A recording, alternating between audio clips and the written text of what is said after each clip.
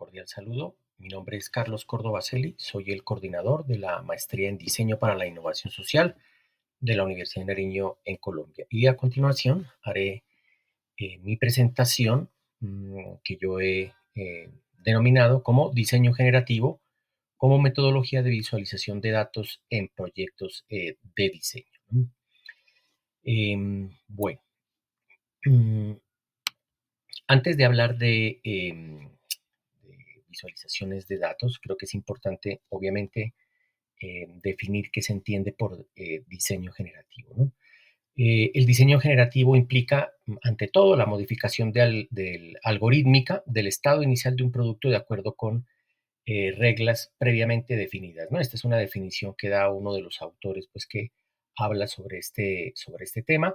Y aquí en el fondo de la presentación de la diapositiva podemos ver algunos ejemplos que se han llevado a cabo, ¿no? Sobre lo que se entiende por diseño generativo con algunos componentes, en este caso que llevó a cabo la empresa General Motors con la parte frontal de los Buick y así como un análisis formal de las botellas de Coca-Cola que se hicieron, si no me equivoco, en el año 2004 con una investigación de un académico de apellido McCormack, ¿no? Em, ¿De qué habla el diseño generativo? Básicamente lo que aborda el diseño generativo es que todo proceso de diseño puede expresarse mediante uno o varios algoritmos, ¿no? El algoritmo o las modificaciones algorítmicas son un conjunto de instrucciones o pasos organizados que se utilizan para resolver un problema determinado y realizar una tarea específica, ¿no? Estas instrucciones deben ser muy claramente definidas, deben ser, por supuesto, finitas y deben tener un objetivo deseado con el cual se pueda permitir la sistematización de un proceso operacional, ¿no?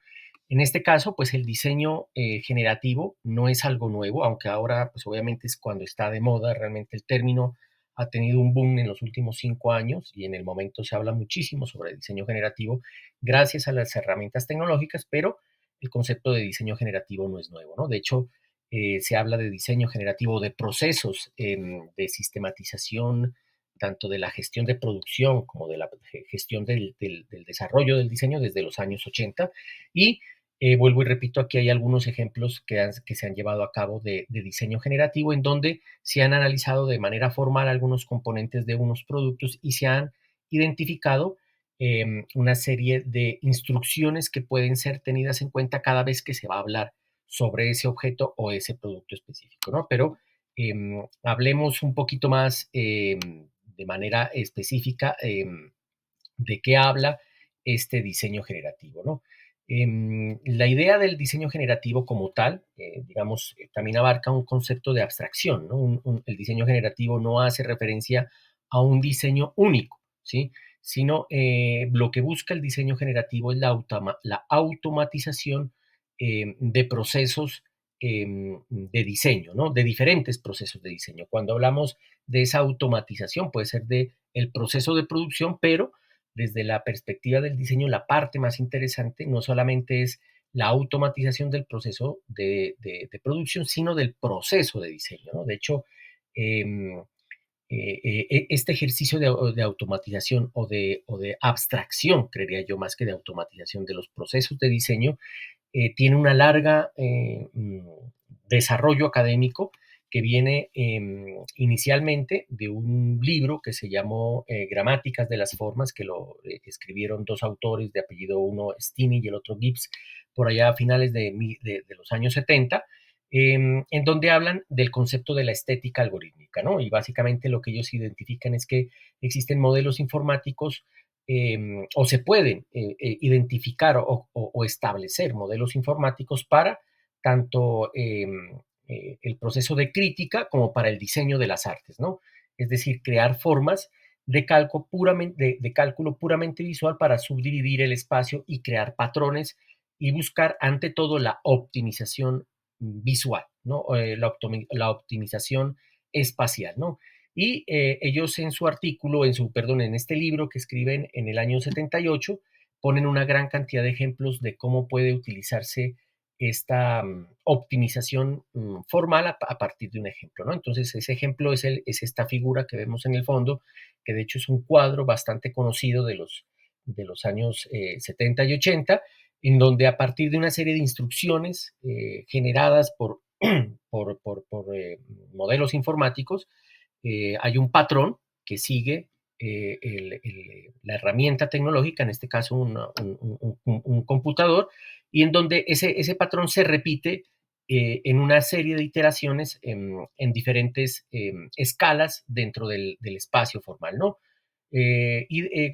Configurando al final pues una presentación o una composición bidimensional como la que podemos ver arriba a la derecha, ¿no? Además de esta, digamos, de estas características o estas órdenes que dan en este caso los diseñadores para crear esta obra, también tenían unas órdenes de carácter de color. Entonces la obra artística maneja pues una serie de colores y de manejo de estas composiciones que pues le da una riqueza por lo menos visual bastante interesante, ¿no? Pero más allá de eso, con este texto de las gramáticas de la forma, lo que buscaban estos autores es establecer que es posible identificar de manera abstracta una serie de órdenes generales que se pueden seguir, que se pueden llevar a cabo para desarrollar forma, ¿no? Desarrollar aspectos formales y estéticos más allá de los ejercicios de producción, ¿no? Eh, Teniendo en cuenta eso, entonces, digamos que todo el proceso del diseño de las gramáticas de las formas tiene tres aspectos fundamentales que poco a poco han ido evolucionando desde los años 70 hasta hoy en día y que han sido potencializados en gran medida por las herramientas tecnológicas, ¿no? A diferencia de lo que se hacía en los años 70, pues hoy en día existen herramientas tecnológicas, herramientas computacionales con una enorme capacidad de transformación y de análisis de datos que hace que estas instrucciones que parecen, incluso hoy en día, pues podrían parecer un poco infantiles, pues hoy en día se pueden potencializar y utilizar una enorme cantidad de características de estos datos para hacer algoritmos alrededor de la producción formal, ¿no? Teniendo en cuenta esto, entonces, la gramática de las formas establece, digamos, que también podría entenderse como un enfoque metodológico que especifica tres momentos importantes, ¿no? Primero que todo, identificar el alfabeto formal del cual se compone la clase del objeto, ¿no? En segundo lugar, establecer el conjunto de reglas formales de variación que se van a hacer sobre ese objeto o sobre esa forma. Y tercero, determinar el objeto de la iteración, que yo creo que es como la esencia de las gramáticas de la forma, ¿no? Cuando hablamos de identificar el alfabeto formal del objeto con el cual se quiere hacer este diseño generativo, es básicamente identificar cuáles son los componentes mínimos que tiene este objeto o esta forma con la cual yo puedo tener como las composiciones básicas a partir de las cuales se pueden hacer variaciones formales, ¿no? Y el segundo, pues es en sí ya el espíritu, el segundo aspecto, el de establecer el conjunto de reglas, es el algoritmo como tal, ¿no? Las, las, eh, em, las diferentes direccionamientos que se va a implementar o que va a seguir el computador o el programa, en este caso el algoritmo, para desarrollar un conjunto de formas. Y por último, pues obviamente el objetivo de esa interacción, ¿no? Aquí en el fondo de la diapositiva podemos ver un ejemplo de cómo se aplica esa gramática de la forma ya de manera, digamos, específica, ¿no? Un ejercicio de iteración en donde vemos, por ejemplo, esa identificación del alfabeto formal son estas tres figuras que están en la parte izquierda de color sepia, que son, podríamos identificar, se identificaron por parte del diseñador como los componentes básicos sobre el cual se va a hacer las posteriores variaciones, ¿no? En cada una de estas filas que podemos ver hay una serie de conjuntos específicos, una serie de reglas que han establecido los diseñadores para que exista esta variación formal teniendo en cuenta una serie de características de composición formal, ¿no? Y por último, ustedes pueden ver pues que al final de cada una de las filas hay un objeto que es completamente diferente. Este es un ejercicio que también está tomado de una serie de ejemplos sobre lo que se conoce como diseño generativo, y en este caso es el diseño de un frasco de perfume que está desarrollado a partir de diseño generativo, ¿no? Y al final, pues obviamente, ¿cuál es el objetivo de esta iteración? En el diseño generativo, pues digamos, el objetivo último es la optimización de la misma forma, ¿no? Obtener la forma más óptima. ¿Más óptima para qué? Pues puede ser la más óptima para una finalidad funcional, la más óptima para una finalidad comercial o la más óptima para una finalidad estética, ¿no? Que en este caso, pues es el ejemplo que nosotros estamos poniendo aquí, porque hay una finalidad estética en este frasco, más allá de contener un líquido, pues no tiene ninguna finalidad, pues, de complejidad funcional, ¿no? Pero formal sí.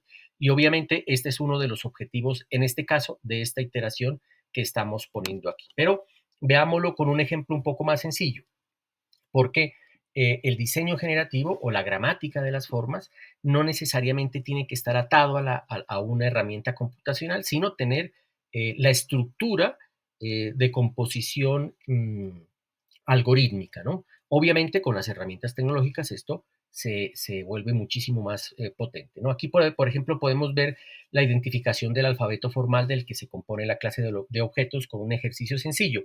Nosotros estábamos haciendo en este caso un contenedor con los estudiantes, un contenedor para frutas, y lo que determinamos es que existían dos componentes básicos con el cual se podrían hacer variaciones, el contenedor en sí y los soportes. Entonces, en este caso, los estudiantes del taller hacían variaciones por separado de los contenedores y variaciones por separado de los soportes. Ese sería el primer aspecto de este enfoque metodológico. En segundo, es establecer el conjunto de reglas formales de variación.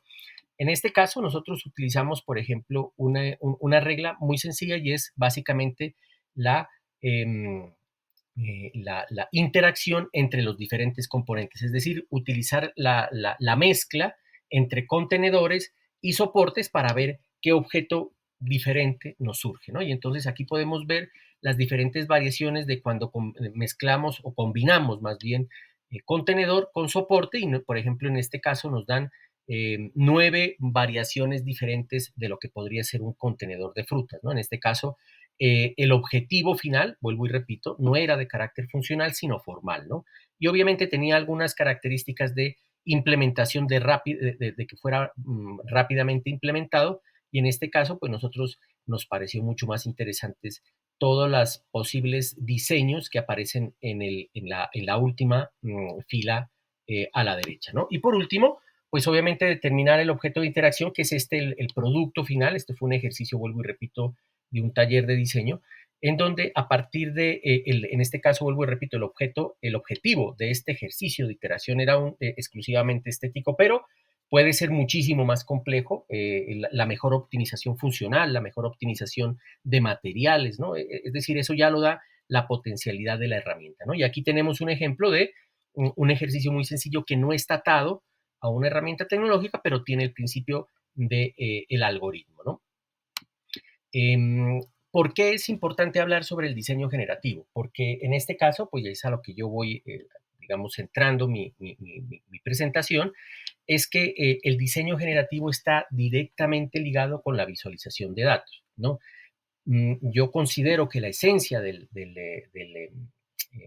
diseño generativo es precisamente la automatización y la iteración, la interacción con los datos, ¿no?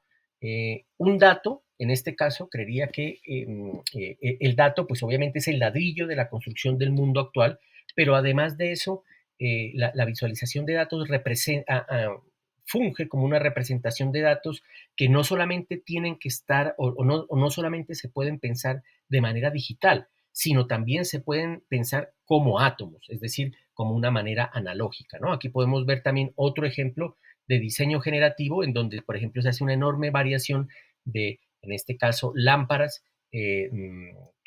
con diferentes enfoques formales a partir de esta metodología del diseño generativo, ¿no? Las diferentes representaciones de los datos por medio de sus formatos me parece que es lo más importante. La visualización de datos no solo divulga la información contenida en los datos, sino que la promueve por medio de la reutilización. La visualización de datos es un modelo de gestión de conocimiento. Hacia ese es, digamos, como el enfoque principal de esta charla, y es que los datos, la visualización de datos debe salir del formato digital y extenderse hacia el formato de los átomos, ¿no? En este caso, a través del diseño generativo, por ejemplo, este es un ejemplo muy claro de cómo la utilización de una gran cantidad de datos pueden ser transformados y pasar de los bits a los átomos y de los átomos a los bits, que es digamos, creería yo que es el nuevo paradigma del trabajo desde el diseño, ¿no? Eh, Creería que desde el diseño, el enfoque o la potencialidad del diseño es precisamente esta reutilización de datos, ¿no? Cuando hablamos de la visualización de datos, a veces parece que lo estuviéramos solamente simplificando en la visualización digital bidimensional de los mismos, ¿no? Y aquí podemos ver una enorme cantidad de formatos de datos, datos de carácter geográfico, como mapas de bits, como formatos vectoriales, que es en la mayoría cómo se trabaja desde el diseño gráfico, pero también hay formatos separados por comas para que puedan ser leídos en un análisis de minería de datos, cuando hay una enorme cantidad de datos. Hay datos de formatos de redes complejas, de geometría 3D, de bibliotecas de materiales, ¿no? Y en esta medida creo que la visualización de datos debe empezarse a comprender como esa posibilidad de gestión de conocimiento, de ir más allá de lo analógico y trabajarlo, transformarlo desde la perspectiva de los átomos, ¿no? Aquí yo tengo un pequeño ejemplo de lo que nosotros hemos hecho en la actualidad con este enfoque de entender la visualización de datos como una gestión de conocimiento a partir del diseño generativo, ¿no? Hay que entender que en este caso se considera la fabricación digital como la tercera revolución digital después de la creación de los computadores portátiles y los smartphones, ¿no? Lo que vemos aquí es un proceso de transformación de los átomos a los bits y de los bits a los átomos. Esta figura que ustedes ven a la izquierda es una figura patrimonial del siglo XVII que fue elaborado con una técnica artesanal que aquí en el sur de Colombia se conoce como barniz de pasto. Esta es una figura, de hecho es posiblemente la primera figura que no está, que trabaja el barniz de pasto no desde figuras decorativas, sino figuras escultóricas, ¿no? Este es un rey mago y está en un museo, en el Museo del Chico en la ciudad de Bogotá. Pero más allá de eso, lo que se hizo fue, primero que todo, por ejemplo, esta figura que es de poco acceso o de difícil acceso para las personas en común, se la digitalizó por un proceso de fotogrametría, que es el que vemos aquí en la mitad, y se logró pasar de una parte que era pues, completamente construida en átomos, de hecho, del siglo XVII, se lo convirtió en un archivo .obj, que es un archivo de nube de puntos en 3 dimensiones, que es el que vemos aquí, con el cual podemos hacer una enorme cantidad de cosas, ¿no? Entre otras, por ejemplo, volverlo a convertir en datos y, en este caso, a través de por medio de un proceso de maquinado, volver a traer esta figura al siglo XXI, ¿no? Que es esta figura que vemos aquí a la derecha, que es una reproducción fidedigna del objeto decorativo patrimonial, ¿no? Mm, ¿Por qué es importante esto? Pues básicamente porque esta es la revolución de la desmaterialización, ¿no? Cuando hablamos de pasar de los átomos a los bits y de los bits a los átomos, es la posibilidad de identificar que la visualización de datos va mucho más allá de la pantalla del computador, ¿no? Y entender que el algoritmo es el recurso de diseño para pasar de lo analógico a lo digital y viceversa.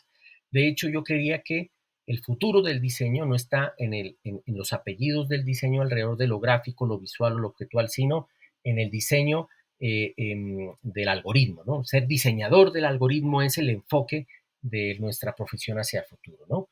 En esta medida, los datos son un recurso digital para la generación de nuevo conocimiento, ¿no? La visualización de datos es un modelo de gestión de conocimiento por medio de la reutilización de datos, de la información del fenómeno, de los metadatos y de los paradatos, que es un concepto, bueno, que es un poquito más amplio de cómo se deben entender los datos, que obviamente, pues no es, creería que este no es el espacio como para ahondar sobre ese tema, ¿no? Pero, por ejemplo, cuando hablamos del diseño generativo, tenemos aquí un ejemplo de cómo se puede potencializar esta transformación digital, ¿no? Lo que podemos hacer con ese archivo 3D que he comentado anteriormente es que, por ejemplo, podemos separar las piezas y en este caso, por ejemplo, solo trabajar con una de las piezas de esta figura patrimonial, en este caso, el burro sobre el cual está sentado el rey mago y, por ejemplo, a partir de una serie de herramientas de parametrización, en este caso se trabajó con la herramienta de Grasshopper en Rhino, se pueden identificar los componentes primarios de variación, que en este caso son la crin, la cabeza del burro y sus patas, y a partir de unas órdenes, que son las que vemos aquí abajo a través de esta secuencia de bloques, unas órdenes que se le dan a la herramienta, a la figura, pues se le pide a través de un proceso de generación de alternativas, de diseño generativo, cuál podría ser la figura más óptima. En este caso, la optimización, normalmente no es, este tipo de optimización funciona muy bien, por ejemplo, cuando buscamos la optimización de la reducción de materiales, por ejemplo, ¿no?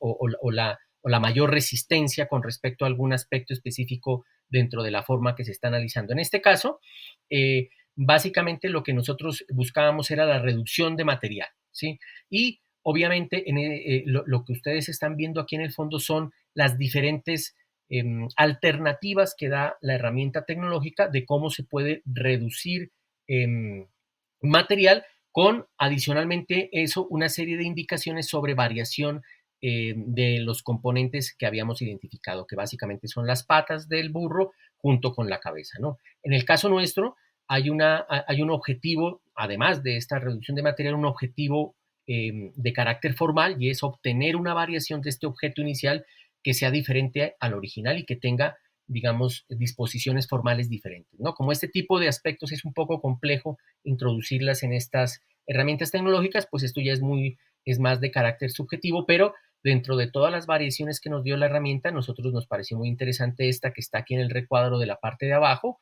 y lo que hicimos fue que esa alternativa que nos dio el diseño generativo y la máquina, eh, la presentamos, la materializamos en átomos y este es el proceso de evolución que ustedes pueden ver con 3 piezas que desarrollamos a partir de este ejercicio de diseño generativo, ¿no? En el último es donde está este ejercicio de ahorro de material, pero también un aspecto, digamos, de diseño formal diferente a la figura original con la cual se tomó inicialmente el ejercicio de experimentación, ¿no? Y con esto yo voy cerrando mi presentación, ¿no? ¿Qué es importante comprender? Ir más allá del dato, pero tampoco caer en el dataísmo, ¿no? El dataísmo es la religión que no venera a los dioses ni a los hombres, sino que solo adora a los dioses, ¿no? Esta es una cita de Yuval Noah Harari, que es pues bastante conocido, ha escrito bastante libros sobre la historia del mundo y en este caso pues él habla de que estamos en este momento en un momento crucial en donde los datos son supremamente importantes y existen, pues digamos, una serie de mandamientos que deben tenerse en cuenta alrededor de los datos y que yo, antes de finalizar, los numero de manera rápida, ¿no? Habla que los datos, la libertad de información de los datos es el mayor de los bienes hoy en día, ¿no? Ese es el primer mandamiento.